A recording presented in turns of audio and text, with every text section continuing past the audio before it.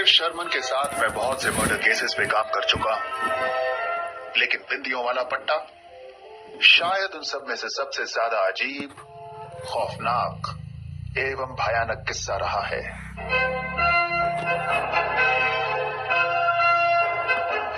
सुबह सुबह उठाने के लिए माफी चाहता हूं जोन्स, लेकिन एक क्लाइंट, एक 25 वर्ष की नवयुवती मुझसे मिलने आई हुई है। इतनी सुबह शर्मन, अभी तो 7 भी नहीं बजे हैं। मेरा धंधा ही कुछ ऐसा है जोन्स, न कत्ल करने वालों का कोई सही वक्त होता है, न उन्हें पकड़ने का। मेरा अंदाजा है कि यह केस इतना दिलचस्प होगा कि मिनटों में तुम्हारी नींद हवा हो जाएगी, और मैंने सोचा कि इस केस में तुम शुरू से मेरा साथ देना पसंद करोगे। अगर ऐसा है तो मैं हरगिज तुम्हारे साथ चलूंगा। आखिर मुझे भी तो अपना पोर्टफोलियो पूरा रखना है। बस 2 मिनट और मैं तुम्हारे साथ हूं।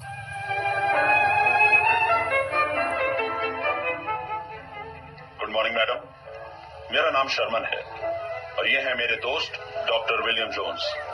दोस्त ही नहीं बल्कि मेरे हमराज और हमसाए भी हैं।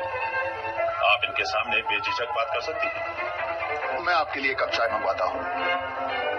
ठंड के कारण आपके हाथ कांप रहे हैं। डॉक्टर जोन्स, मैं सर्दी के कारण नहीं बल्कि डर से कांप रही हूँ। अब डरने की कोई वजह नहीं है मैडम।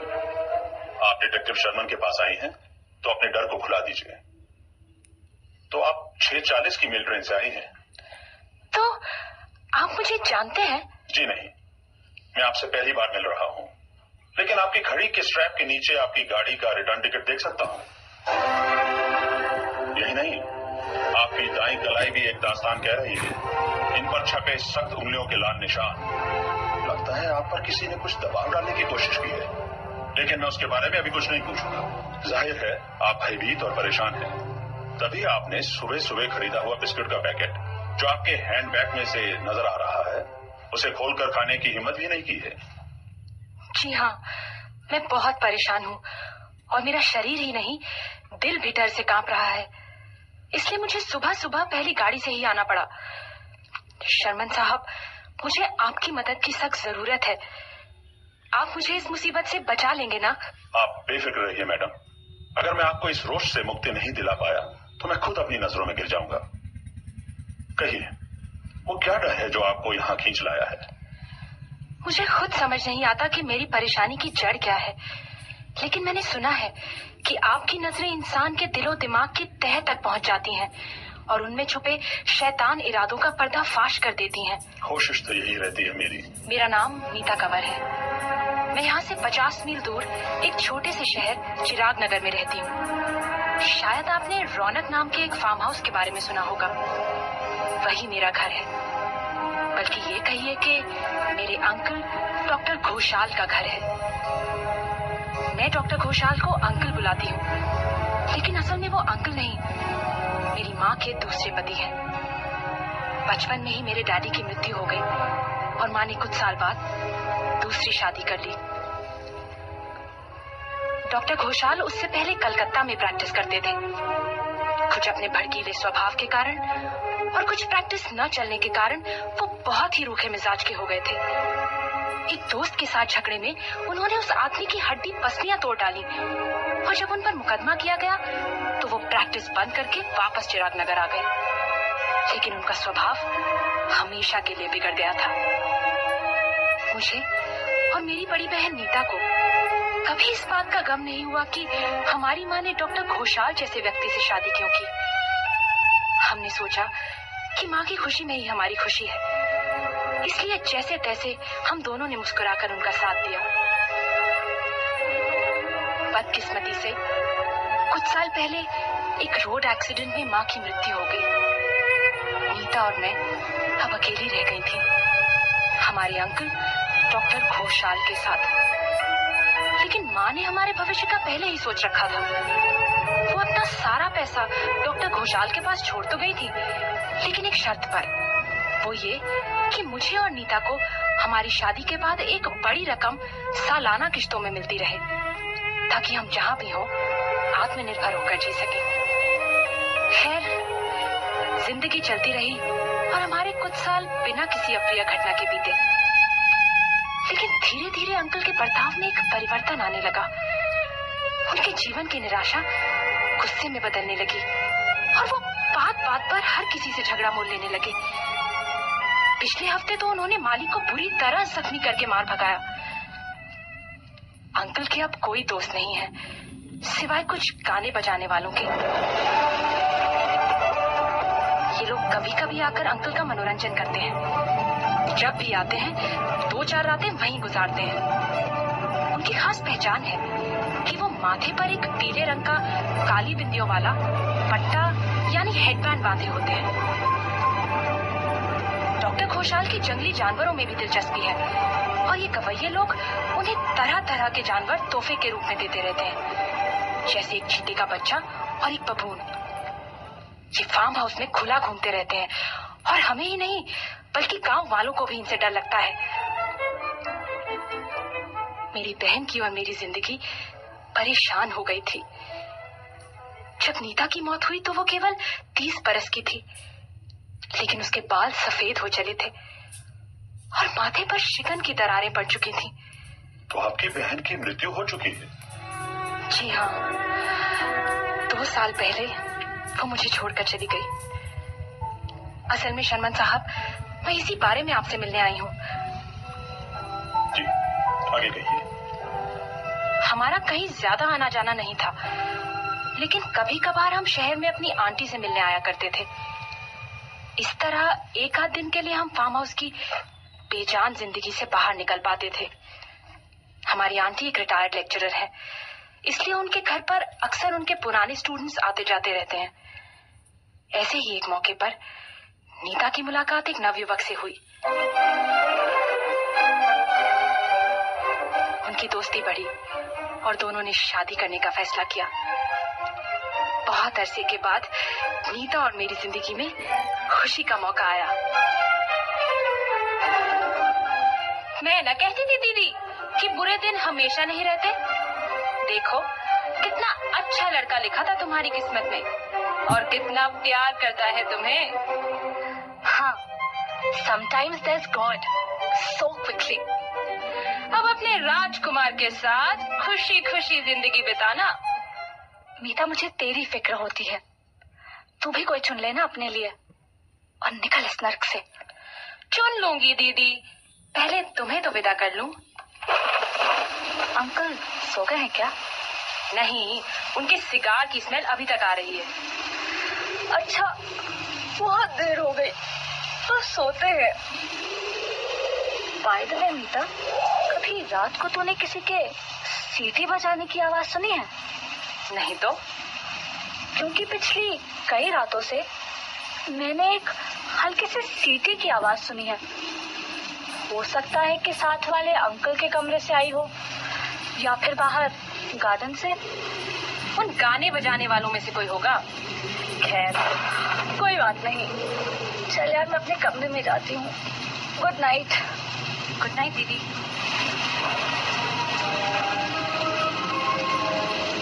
उस रात मेरी आंखों में नींद का नामो निशान नहीं था। मुझे रह रहकर ये ख्याल आता रहा कि कोई गलत बात होने वाली है। वो भयानक रात थी। तेज हवा चल रही थी और खिड़की पर बारिश के मोटे कणों से आवाज हो रही थी। हे भगवान, दीदी! सीटी की आवाज, जैसा दीदी ने कहा था, और किसी लोहे की चीज के गिरने की आवाज। पट्टा,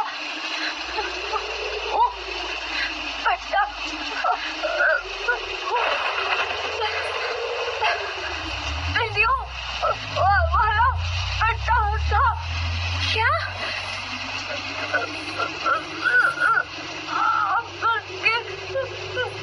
कमरे में।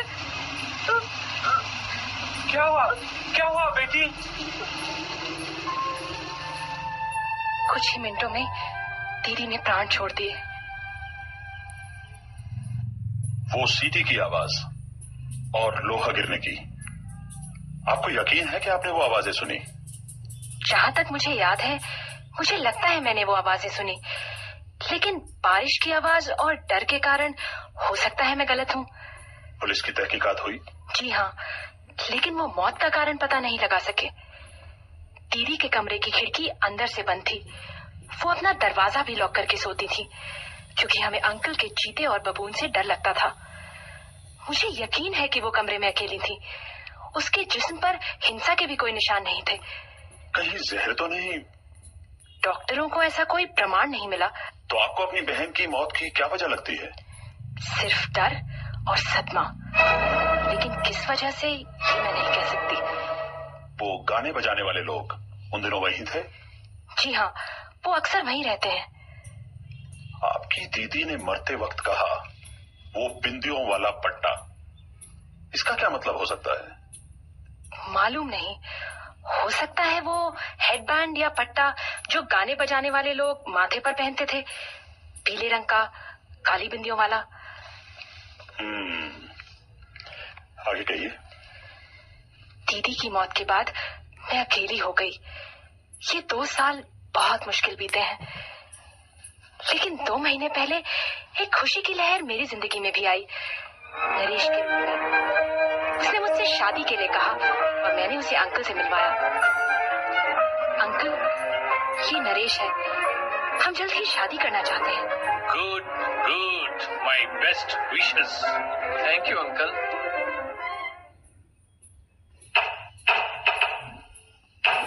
2 दिन पहले मेरे बेडरूम की दीवार में रिपेयरिंग का काम चालू किया गया।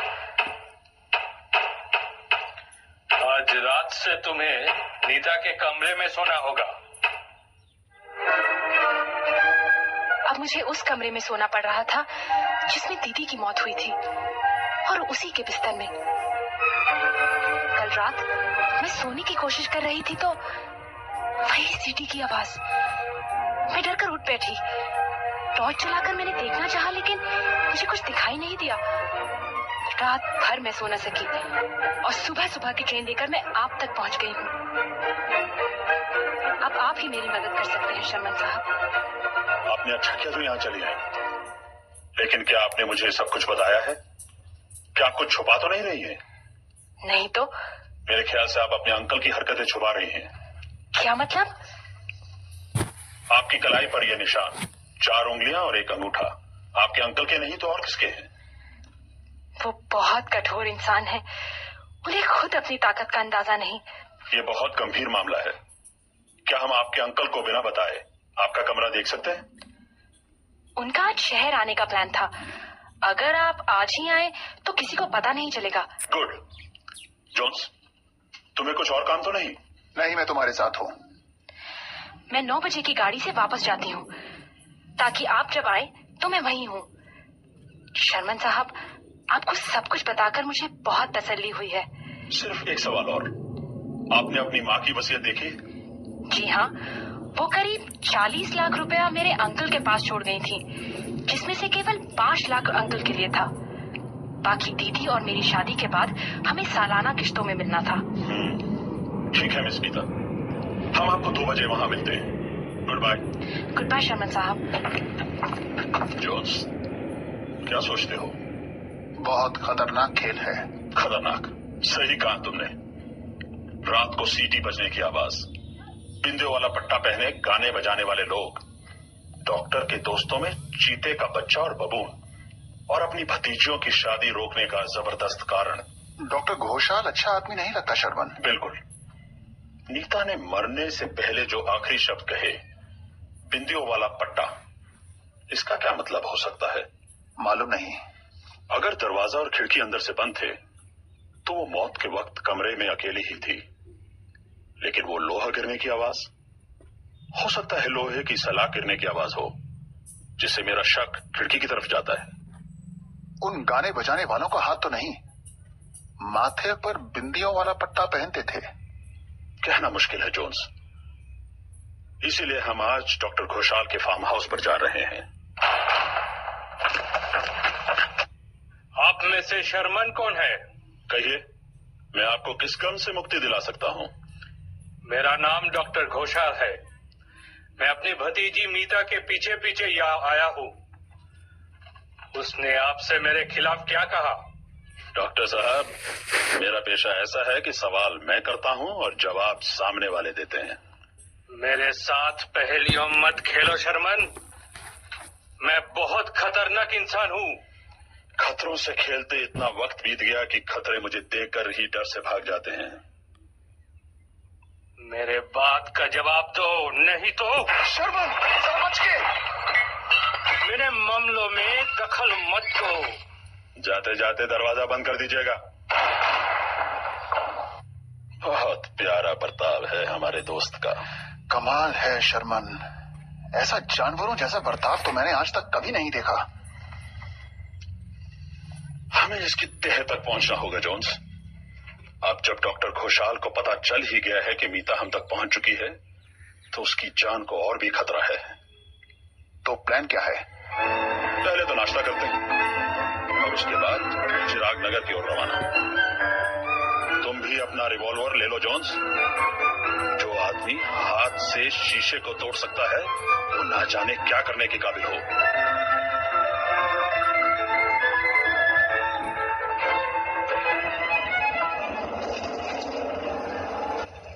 ये आ गया फार्म हाउस रौनक।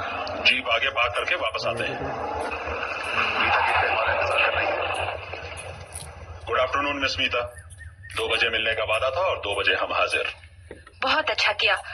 अंकल शहर गए हुए हैं और शाम तक नहीं आएंगे। हमारी उनसे मुलाकात हो चुकी है। वो आपका पीछा करते हुए मेरे ऑफिस तक पहुंच गए थे।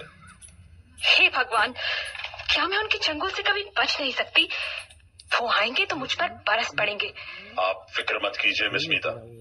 आज रात को आप अपने कमरे में ताला बंद करके सोइए।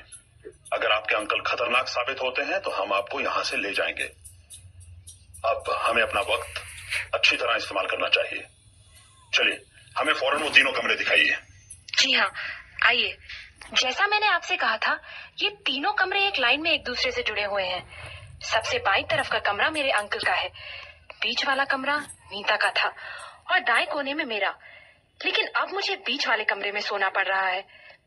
आइए, पहले मेरा कमरा देखिए। मुझे तो इसकी दीवारों पर रिपेयर्स की कोई जरूरत दिखाई नहीं देती। बिल्कुल नहीं, वो तो सिर्फ मुझे अपने कमरे से निकालने का बहाना था। इन बाकी कमरों की पिछली तरफ भी कोई खिड़कियां हैं, जैसे कि इस कमरे में है? जी हाँ, लेकिन वो इतनी छोटी है कि उनमें से कोई अंदर नहीं जा सकता। मीता जी, आप बीच वाले कमरे में जाकर उसकी खिड़की अंदर से बंद कीजिए। हम बाहर से उसे एग्जामिन करते हैं। शर्मन, ये खिड़की तो बहुत छोटी है और बाहर कोई हैंडल भी नहीं है। जोन्स, बाहर से इस खिड़की को खोलना नामुमकिन है। चलो अंदर चलकर कमरे की तहकीकात करते हैं। मीता जी, आप वहीं रहिए, हम अंदर आते हैं। आइए शर्मन साहब, ये है वो कमरा जिसमें दीदी की मौत हुई और जिसमें आजकल मैं सो रही हूँ। जोन्स, हमें हर चीज बारीकी से देखनी है। ये दीवारें, अलमारी, खिड़की, फर्नीचर। पलंग के पास ऊपर से लटकती ये रस्सी घंटी बजाने के लिए है क्या? जी हाँ, अंकल को पुराने जमाने के तौर तरीकों का शौक है। उन्होंने नौकर बुलाने के लिए ये रस्सी की घंटी लगा रखी है। ये कहाँ जाकर बजती है? घंटी रसोई में लगी हुई है और इस रस्सी से कनेक्टेड है। ये आपकी बहन के कहने पे लगाई गई थी? नहीं, नीता ने कभी इसका इस्तेमाल नहीं किया। हम अपना खाना खुद ही लाती थी। जरा रस्सी खींच के घंटी बजाते हैं। हाँ? अरे, ये रस्सी तो नकली है। इसके साथ कोई घंटी वंटी अटैच नहीं है। ऊपर देखो जोन्स, ये रस्सी आगे किसी घंटी तक नहीं जाती। वो ऊपर दीवार पे एक हुक से बंधी हुई है। हुक के पास दीवार में एक छोटा सा रोशनदान भी है। अरे, रस्सी ऊपर दीवार पर रोशनदान के पास एक हुक से बंधी है। मैंने पहले ये कभी देखा ही नहीं। इंसान अक्सर वही देखता है जो उसकी नजरों के सामने हो। अगर वो दाएं बाएं ऊपर नीचे भी देखने लगे तो बहुत सी मुसीबतों से बच सकता है। लेकिन अजीब बात यह है कि मकान बनाने वाले ने ये रोशनदान 2 कमरों के बीच की दीवार पर ही क्यों बनाया? रोशनदान अगर मैदान की तरफ खुलता तो बेहतर होता। जब ये रस्सी लगाई गई थी उसी वक्त रोशनदान भी बनाया गया था। और ये साथ वाला कमरा जहां ये रोशनदान खुलता है डॉक्टर घोषाल का है? जी। आइए अब उनका कमरा देखते हैं। तो ये है आपके अंकल का कमरा। जोन्स, यहाँ की भी एक एक चीज ध्यान से देखनी पड़ेगी। इस सेफ में क्या है? मेरे अंकल के सब जरूरी कागजात इसमें हैं। और सेफ के ऊपर रखी ये दूध की प्लेट। आपके अंकल अन्य जानवरों के साथ बिल्लियां भी पालते हैं क्या? जी नहीं, उनके पास कोई बिल्ली नहीं है, लेकिन एक चीते का बच्चा और एक बबून है। चीता होता तो बिल्ली ही की जात का है, लेकिन वो चाहे बच्चा ही हो, एक प्लेट दूध से उसका क्या बनेगा? ये देखिए, एक छोटा सा चाबुक, लेकिन अजीब तरह से लूप में बंधा हुआ। बहुत जालिम होते हैं दुनिया के कुछ लोग। जोन्स, बहुत खतरनाक खेल है ये। आइए बाहर चलते हैं। मिस मीता, मैं जैसा कहूं आपको वैसा ही करना होगा, क्योंकि आपकी जिंदगी इस पर निर्भर करती है। जी हाँ शर्मन साहब। तो मेरे मित्र जोन्स और मैं आज रात आपके कमरे में बिताएंगे। क्या? आपके कमरे की खिड़की सामने उस होटल से दिखाई पड़ती है ना? जी हाँ। हम अपना बसेरा सामने वाले होटल में करते हैं। जब आपके अंकल वापस आए तो आप अपने कमरे में रहिएगा। अंदर से कमरा लॉक कर लें। जब वो रात को सोने चले जाएं तो आप अपनी खिड़की खोल दीजिएगा। खिड़की पर 2 मोमबत्तियां जलाकर रखिएगा। हमारे लिए इतना इशारा काफी होगा। तब आप इस कमरे से निकलकर अपने पुराने कमरे में चली जाइएगा। बाकी हम पर छोड़ दीजिए। लेकिन आप क्या करेंगे? हम उस सीटी की आवाज की वजह पता लगाना चाहेंगे जिसने आपकी जिंदगी में खलबल मचा दी है। शर्मन साहब, मुझे लगता है आपको राज का पता लग चुका है। मुझे बताइए ना कि मेरी बहन की मौत का कारण क्या था। कुछ कहने से पहले मैं सबूत ढूंढना चाहूंगा। अब हमें चलना चाहिए। हिम्मत रखिए, आज रात आपके डर की आखिरी रात होगी। शाम ढल रही है जोन्स, थोड़ी देर होटल के कमरे में आराम किया जाए। खिड़की में से डॉक्टर घोषाल का फार्म हाउस साफ नजर आता है।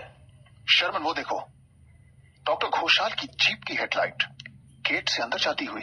शैतान आ गया है। तुम्हें यकीन है शर्मन कि इस सब में घोषाल का ही हाथ है? बिल्कुल।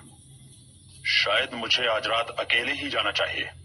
खेल खतरनाक साबित हो सकता है। अगर मैं जरा से भी मदद कर सकता हूं तो जरूर आऊंगा। मुझे तो कहीं कोई खास खतरा दिखाई नहीं पड़ता। खतरा अगर साफ दिख जाए तो वो खतरा नहीं रहता। तुमने वो सब देखा जोन्स जो मैंने देखा, लेकिन तुम्हारे दिमाग ने उतना नहीं सोचा जितना मेरे दिमाग ने। मुझे वहां कुछ खास दिखाई नहीं दिया सिवाय उस नकली घंटी की रस्सी के। तुमने वो रोशनदान भी देखा? हाँ, उसमें क्या अजीब बात है? वो इतना छोटा था कि एक बिल्ली भी उसमें से आराम से नहीं निकल सकती थी। 2 कमरों के बीच की दीवार पर छत से लगकर एक छोटा सा रोशनदान बनाया जाता है।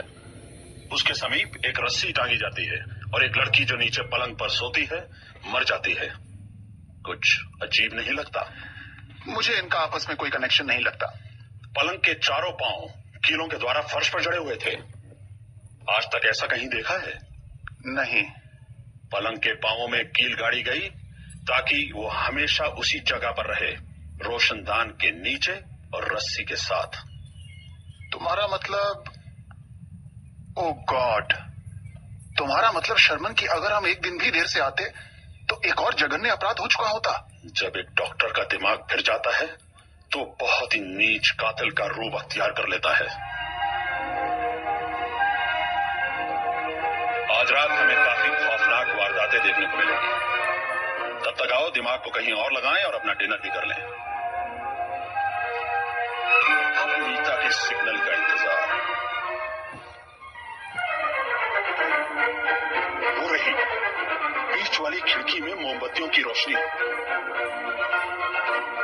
अब चलें फार्म हाउस की तरफ। हाँ जोन्स, लेकिन सड़क के रास्ते नहीं, बल्कि ये मैदान को पार करके इस टॉर्च की रोशनी में। अब ये फार्म हाउस की बाउंड्री वॉल लांग कर अंदर। ओह गॉड, वो क्या था शर्मन? वो डॉक्टर घोषाल का बबून था। तो ये था। मैं बबून और चीते के बच्चे को तो भूल ही गया था। मुश्किलों की कमी नहीं है जोन्स, एक ढूंढो 1000 मिलती हैं। आओ अब अंदर चलते हैं। अब बीच वाले कमरे के अंदर इस खिड़की के रास्ते जो मिस मीता हमारे लिए खोली छोड़ गई हैं। अब जूते उतार दो जोन्स और मोमबत्ती बुझा दो। हमें रोशनी के बिना रहना पड़ेगा। नहीं तो रोशनदान के रास्ते उसे पता चल जाएगा। और आवाज बिल्कुल नहीं, वरना हमारा प्लान बेकार जाएगा। देखना कहीं आंख न लग जाए, नहीं तो अपनी जान से हाथ धो बैठोगे। और अपनी रिवॉल्वर तैयार रखो। कहां जा रहे हो? तुम यहीं कुर्सी पर बैठो, मैं पलंग पर बैठता हूं। अब इंतजार करना होगा जोन्स। ये आदमी चालाक है, हमें होशियार रहना है।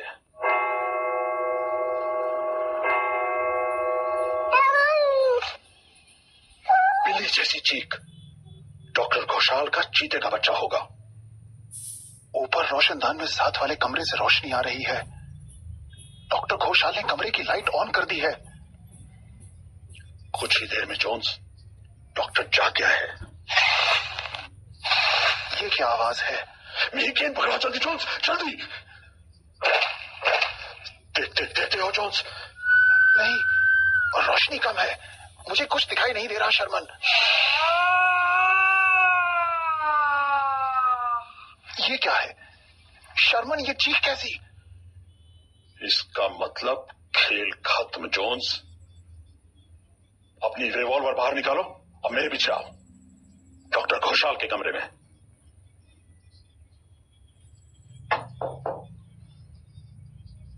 कोई आवाज नहीं जोन्स। मुझे भी कुछ सुनाई नहीं देता। जोन्स दरवाजा खोलो। कितना खौफनाक नजारा है। डॉक्टर घोषाल अपनी कुर्सी पर बैठे हैं, आंखें खुली पर बेजान, और माथे पर बिंदियों वाला पट्टा। जोन्स, बिंदियों वाला पट्टा, ये हिल रहा है। शर्मन, सांप। सांप के डसने के कुछ ही सेकंड में घोषाल मर गया। सांप? हाँ, कत्ल करने वाले अक्सर उसी हथियार से मारे जाते हैं जो उन्होंने किसी और के लिए तैयार किया था। अब इस सांप को अपने बिल में भेजना होगा, इस चाबुक की मदद के द्वारा, वापस घोषाल के सेफ में जो सांप का घर है। ध्यान से शर्मन। अब कोई खतरा नहीं, चलो मिस मीता से मिलते हैं और पुलिस को भी खबर करनी है। मुझे यकीन है मिस मीता कि पुलिस की डॉक्टर की जांच ये सिद्ध करेगी कि डॉक्टर घोषाल अपने ही पालतू सांप की डंक से मारे गए हैं। कितना खतरनाक इरादा था अंकल का। शर्मन का शुक्रिया अदा करो कि अब तुम खतरे के बाहर हो। बहुत बहुत शुक्रिया शर्मन साहब। काश मैंने आपको 2 साल पहले बुलाया होता। आइए, बाकी की रात होटल में गुजारिएगा। कल सुबह हम आपको शहर ले जाएंगे। यहाँ रहने से बेहतर होगा कि आप अपनी आंटी के साथ रहें।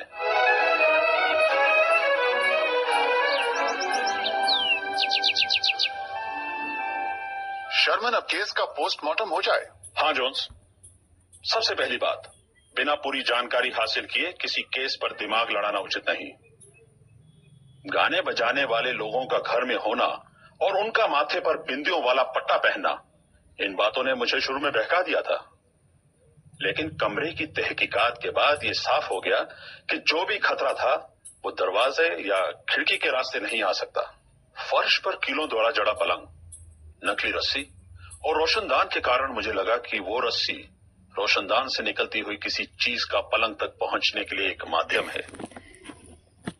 मुझे एकदम सांप का ख्याल आया। हमें मालूम था कि डॉक्टर को अपने गवैया दोस्तों से जंगली जानवर तोहफे के रूप में मिलते रहते थे।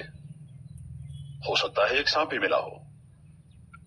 और ऐसे जहर का इस्तेमाल करना जिसका कोई शारीरिक सबूत ना मिले, ये ख्याल एक डॉक्टर को ही आएगा। सांप के डंक से छोड़े गए छोटे छेद माइक्रोस्कोप से देखने पर ही सामने आएंगे। फिर वो हल्की हल्की सीटी की आवाज, हाँ, उसकी वजह से बहुत मुश्किल आई। डॉक्टर साहब को सांप वापस बुलाना था। उन्होंने सांप को ट्रेनिंग दी, बिल्कुल पैवलोव के कुत्ते और घंटी के एक्सपेरिमेंट की तरह। वो रात को एक छड़ी के द्वारा सांप को रोशनदान में डाल देता था। उसे मालूम था कि सांप रस्सी के सहारे नीचे उतरेगा। हो सकता है वो कुछ रातें बच जाए, लेकिन कभी ना कभी तो सांप उसे काटेगा ही। सीटी की आवाज पर सांप उसी रस्सी के सहारे उसे मिली गई ट्रेनिंग के अनुसार वापस चला जाता था डॉक्टर घोषाल के सेफ में, और लोहे की सलाख जैसी आवाज होती थी सेफ का दरवाजा बंद होने पर। लेकिन कल रात क्या हुआ? जब मैंने सांप के फुफकारने की आवाज सुनी तो मैंने अपनी छड़ी से तुरंत रस्सी पर हमला किया। सांप वापस रोशनदान के जरिए डॉक्टर घोषाल के कमरे में चला गया और अपने ही मालिक को डस बैठा। मेरी छड़ी के द्वारा पीटे जाने पर वो दर्द और गुस्से में था, और जो पहला इंसान उसके रास्ते में आया उसने उसे डस दिया और अपने मालिक के माथे पर बिंदियों वाला पट्टा बनकर लिपट बैठा।